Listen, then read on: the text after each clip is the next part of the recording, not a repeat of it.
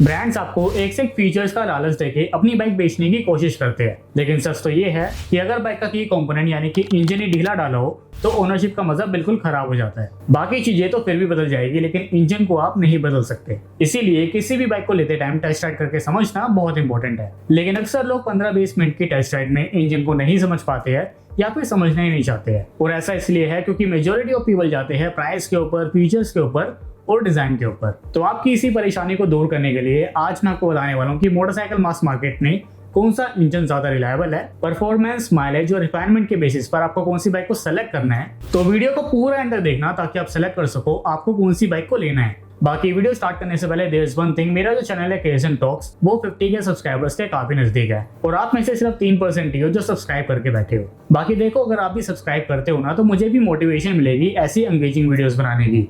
बाकी वीडियो में आगे बढ़ते हैं और सबसे पहले बात करते हैं ए सेगमेंट की मोटरसाइकिल के बारे में, यानी कि जो 125 सीसी कैटेगरी में आती है। अब इसमें मैंने टोटल 4 बाइक शॉर्टलिस्ट करी है, जिसमें सबसे पहली है हीरो की Xtreme 125R। No doubt Hero MotoCorp India ने पिछले कुछ सालों में काफी अच्छा काम करा है अपनी हर एक बाइक को लेकर। फॉर एग्जाम्पल आप एक्सट्रीम 125R को ले लो। This is the only bike जो डुअल चैनल एबीएस के साथ आती है सेगमेंट में, और डिजाइन भी बाइक का आज के हिसाब से वन ऑफ द बेस्ट है। लेकिन एक बार अगर हम इन फैक्टर्स को साइड में रखें और बात करें इंजन की और परफॉर्मेंस की, तो काफी राइडर्स को ना 5000 आरपीएम के बाद वाइब्रेशंस की और ऑटोमेटिक शट ऑफ्स की कंप्लेंट है। और देखो ये समस्या है भाई। अब देखो अगला आदमी अब इसका इंजन दिखाने जाएगा, अब आज आप जाओगे। और जो इंजन है वो काफी थका हुआ फील होता है अगर आप इस बाइक को हाईवेज पे चलाते हो। बाकी कुछ राइडर्स का ये भी कहना है इस बाइक में जो गियर बॉक्स है वो काफी एवरेज है। इस बाइक में एक चीज और भी है, इसका जो गियर बॉक्स है वो थोड़ा सा क्लटरी है। हाँ, गियर्स कैसे हैं इसके? बहुत हार्ड। मतलब जब मैं इसको लेने गया था ना, मैंने इसका जब चला के एक बार चेक करी, टेस्ट राइड। हाँ टेस्ट ड्राइव के टाइम पे करी, तो मैंने इसको जब गियर डाल रहा हूँ तो गियर के टाइम में ना ये हार्ड गियर पड़ रहे हैं। मैंने कहा भाई ये गियर हार्ड पड़ रहे हैं। और अगर इंजन की रिलायबिलिटी को देखा जाए तो no doubt Hero MotoCorp India का इंजन पहले से कई ज्यादा रिफाइन है, लेकिन अभी भी हीरो मोटोकॉर्प इंडिया उस लेवल तक नहीं आ पाए है जहां पर हम हीरो के इंजन के ऊपर आंख बंद करके भरोसा कर ले। तो ओवरऑल स्टार्टिंग में बाइक काफी अच्छी फील होती है, चलाने में काफी अच्छी लगती है, but over the time bike में वाइब्रेशन, सीटिंग इश्यूज की वजह से सारा मामला खराब हो जाता है। तो अगर हम इस बाइक को 10 में से स्कोर करें देन मैं इसको दूंगा 7 पॉइंट्स। बाकी सेकंड बाइक है टीवीएस की रेडर 125, जिसका 124.8 सीसी का 3 वॉल्व इंजन पंची है, रिफाइंड है और माइलेज भी अच्छी खासी डिलीवर करता है। और इंटेलिको फीचर की वजह से जो इंजन है वो काफी साइलेंटली स्टार्ट होता है, बट हायर स्पीड पे 60-70 आते आते सेम इसमें भी वाइब्रेशंस के इश्यूज आने लग जाते हैं। तो सिटी कम्यूट के लिए ये बाइक परफेक्ट है, कंफर्टेबल है,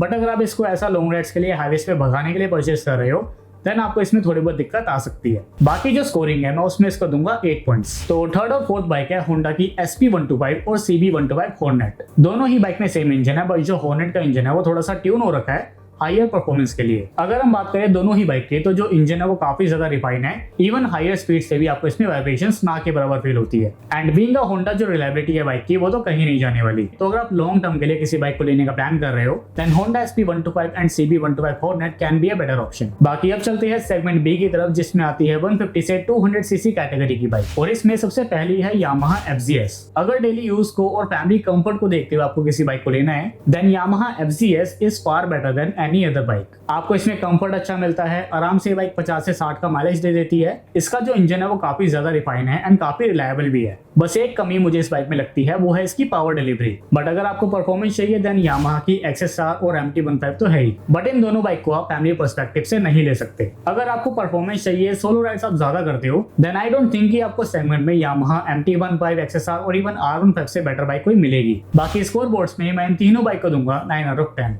तो नेक्स्ट 160 सीसी में there is 2 bike, TVS Apache RTR 160 and Bajaj Pulsar N160। जो टीवीएस की अपाचे है वो हाई स्पीड्स पे हाईवेज पे रन करने के लिए ज्यादा बेटर है इन कंपैरिजन ऑफ N160। जो एक्सीलरेशन है बाइक में वो काफी अच्छा है, 80 से 100 की स्पीड है बाइक आराम से होल्ड करती है। बाइक में आपको बेटर फीचर्स मिलते हैं इन कंपैरिजन ऑफ N160, लेकिन लो स्पीड्स में ट्रैफिक में ये बाइक थोड़ा सा कम बंची फील होती है एंड इसमें जो माइलेज है वो भी आपको थोड़ा सा कम मिलता है। ऑन दी अदर हैंड जो N160 है वो सिटी कम्यूटिंग के लिए बेस्ट है। जो इंजन है बाइक का वो ज्यादा रिफाइन है हायर आरपीएम पे, और अपाचे से बाइक थोड़ी सी ज्यादा वीक है, यानी कि 0 to 60 की स्पीड ये बाइक जल्दी अचीव करती है। तो स्टॉप एंड गो ट्रैफिक के लिए N160 बेस्ट है अगर आप इन दोनों बाइक में कंपेयर कर रहे हो। बाकी नेक्स्ट बाइक है हीरो एक्सपल्स 210, जो again one of the best bike है अगर आप ADV सेगमेंट में एंटर होने का प्लान कर रहे हो, या फिर आपको सिटी राइड्स के लिए भी किसी बाइक को लेना है, तब भी आप इसको कंसिडर कर सकते हो। जो इंजन है बाइक का वो पुरानी वाली एक्सपल्स से मच बेटर है एंड एज फार कोई भी मेजर कंप्लेंट नहीं आई है बाइक के इंजन को लेकर। तो ADV सेगमेंट में एंट्री लेवल पॉइंट पे I think hero MotoCorp India one of the best है अगर बात हो बाइक की ऑफरोडिंग कैपेबिलिटीज की, फीचर्स की और रिलायबिलिटी की। So this is a part 1 of this video and part 2 के लिए आप मुझे नीचे कमेंट्स में बताओ कि मैं कौन सी बाइक को सेलेक्ट करूं। बाकी अगर अभी तक आपने इस चैनल को सब्सक्राइब नहीं करा है तो जल्दी से कर लो एंड जो बेल नोटिफिकेशन है उसको भी ऑन कर लेना